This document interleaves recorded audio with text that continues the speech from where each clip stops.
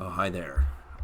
Tonight I'm going to base my video on a quote from a famous individual by the name of Leonard Nimoy playing Spock. When you eliminate the impossible, whatever remains, however improbable, must be the truth. Now, he was an intelligent man, except, some of the things he said didn't entirely make sense. But this one actually does make sense. What a lot of people have, which in my opinion is a intellectual flaw, is they always believe what is apparently the most obvious answer to whatever question. Makes them lousy detectives. They're not able to figure anything out. There are many instances where something sounds like the truth, but it's not. It's something else. And it's overlooked because something seems more obvious than something else. Okay. I understand that I'm an involuntary celebrity. A lot of people watch my YouTube channel. Contrary to what people say, I know the view count is low. However, I do happen to know that there are a lot of people who are grinding axes and have less than savory interests in my well-being. Most notably, the mental health system. They definitely despise me. There's no doubt about it. I made sure that they despised me in a completely legitimate manner. I'm simply not doing exactly what it was that they said I was going to do. They made promises. They gloated about their system and being able to make whomever they want cease and desist whatever vice they have because it's for the greater good. In my case, I've made many videos about them trying to stop me from drinking alcohol. And they've got their reasons for disliking alcohol. Not specifically because I've done anything, but because I've fallen through the cracks and I'm roped into the system, unfortunately. Yeah, so they made a guarantee, they gloated about it, that 100% I would quit drinking alcohol. I'm not going to do that because it's a big fuck you to them, for one thing. For two, I don't see anything wrong with it in moderation. And, they can go suck a lemon. However, getting back to the quote, I did notice something, and this has everything to do with the medication. People would dismiss it as paranoia or me being misguided. However, I know for a fact that there are things on the internet that are deliberately placed there for me to see. Now, they don't happen that often. Most of the time, it's the same generic message over and over and over and over again. If you watch the news, you know what I'm talking about. Anyway, so there are things that are deliberately placed in places where I go to the internet. You go on your Facebook forums. Most of mine are military, and one of them happens to be on the Napoleonic Wars. Napoleon died of stomach cancer. That is the most probable cause of his death. I mean, there's no way it can be verified, but that's most likely what killed him. And coincidentally, the day I read that, I had kind of knew that before. I had intense stomach pains. Now you may go, well, what? So the bureaucrats are controlling Facebook, which they do, and they somehow predicted that would happen to you? Yes. If higher up in command, they knew exactly what medications I was taking and how many visits to the liquor store I had made that day and what alcohol specifically I was drinking, and making scientific formulations based on probability. I tried explaining this to people, and they didn't want to hear it because they're closed-minded. It was a matter of time based on the medications, antacids, the anti-inflammatory that I'm taking and all that I would have stomach lining issues at some point, and hard liquor would trigger that kind of effect into my body. There are a lot of people who drink hard liquor, and if they drink plenty of water, they're fine for many, many years, well past my 34 years of age for sure. However, I'm starting to get stomach cramps, and they do hurt. It's not an ulcer. It's not stomach cancer for sure. But that message, I believe, was deliberately placed there to put paranoia into my mind of stomach cancer, of something seriously chronically wrong with my stomach. And, just putting thoughts into people's heads. And that's what the mental health system likes to do. Except they like to do it in a discreet, like they didn't do anything at all.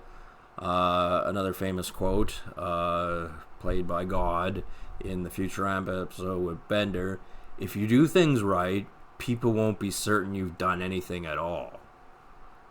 And that way, they can't be blamed if anything goes wrong, because the person it happened to doesn't know, and nobody's going to stand up for them.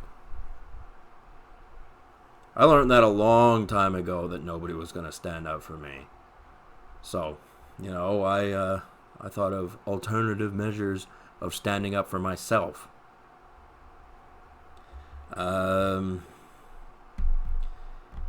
Yeah, I mean, okay, as a hypothetical, what if I go, alright, I'll stop using my credit card. I'll pay with cash at the liquor store. The mental health system has already gotten to all the liquor stores within my close proximity and said, if this gentleman comes in, you are to inform us what alcohol he's purchased. They're not trying to stop me from drinking alcohol in that sense. They're trying to stop me from drinking alcohol by making me physically not want to drink, and it, in my mind, me believing that it is because of the alcohol that's causing my physical ailments. It's an easy thing to blame. A lot of people have gotten really sick, hungovers, cancers, fatty livers, and all that sort of stuff from drinking alcohol. But I am too young for that stuff to be happening naturally, unless somebody comes along and gives you medication that causes that to happen. And, of course, this falls in line with whatever remains, however improbable, must be the truth.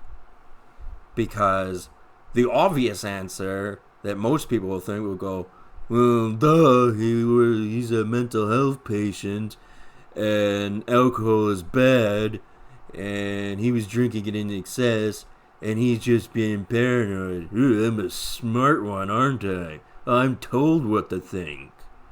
No. The mental health system gave a guarantee that I would stop drinking alcohol. They didn't have the legal means to enforce it on me. They had the means and the opportunity to introduce medication that caused physical ailments for myself.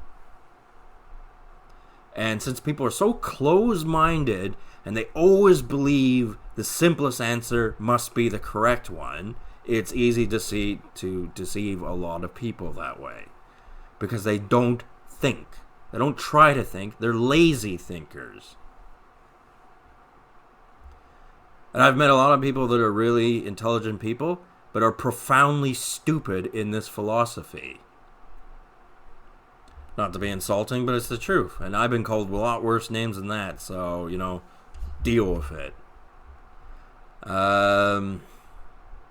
Do I think that Facebook puts messages that are directly for me? Yes. And people go, Oh, they don't have the time for that. That's what they do for a living. There are tens of thousands of people who work for Facebook. And they go, the next thing they say is, why would they pick you specifically? And it's like, well, for one thing, they like to cherry pick people to pick on because they can. Number two, it's algorithms. It's got everything to do with it just being the randomness of the internet, random audits, and also that it's computer generated. Sometimes it's done by actual people. Quite often it is, actually, because that's their job. And a lot of people go, well, I'm not an interesting person. I'm not up to anything, blah, blah, blah. And that may be true. You may be boring as shit.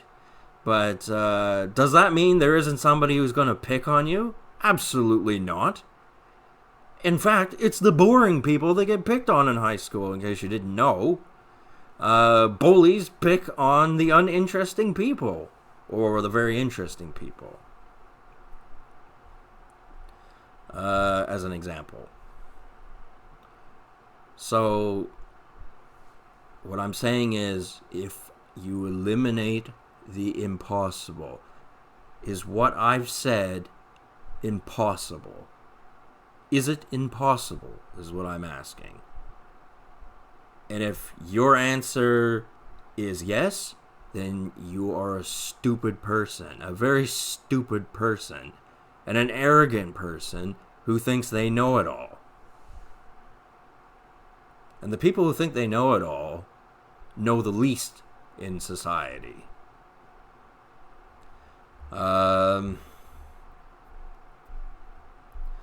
Yeah, because what I explained as me being a mental health patient and the years they've spent trying to discourage me from drinking alcohol, and the fact that I know they've made that 100% solid guaranteed I wouldn't drink because that's just part of what they do anyway, and there's some paperwork and some bullshit there.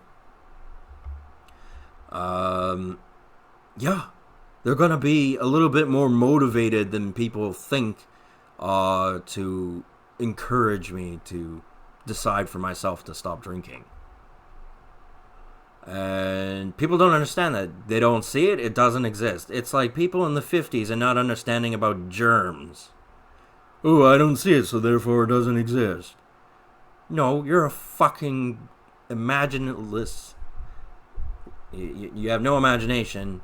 Idiot.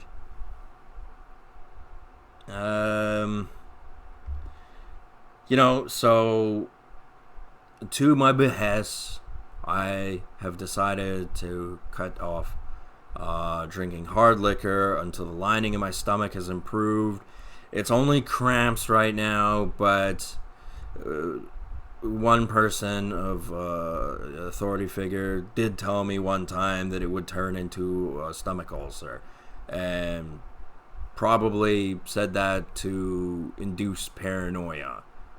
In fact, that person also said that tiny holes in the throat, and that was also to induce paranoia, and it's simply not true. Maybe everyone has tiny little holes in their throat. I don't actually know. I didn't take biology. However, are mine, if I have any at all, I don't know. Are they a problem? No. It's all due to the medication. And some people will say that, well, if you think you're sick, even if you're not sick, you're going to feel sick. And that's what mental health system likes to do. They like to say, you're imagining your sickness. No, I'm fairly confident it's your medication that made me sick. That's not what you want to hear, but you're going to hear a lot of things from me you're not going to want to hear, so fuck you. In saying that I'm going to stop drinking hard liquor for now, no reason I can't drink beer. Beer's got a lot of nutritional properties to it. Like it's good for the soul. And it's got a lot of water in it, so it's less harsh on the stomach anyway. So, a little food for thought over there. I hope people understood what it is exactly I'm talking about. because everyone I know is always trying to enforce you're a nobody, you're one of the crowd, although you get a little bit less rights than everybody else. Live with it, deal with it, that's your life, accept it. And it's like, no, I don't accept it. No, I'm not just going to take any deal that you offer. I'm going to think about it. And if I don't like it, you're going to know about it. And if it fucks you up in the process, too fucking bad. New bottle cap opener. Give me a second here. I like my old one better. Anyway. Cheers.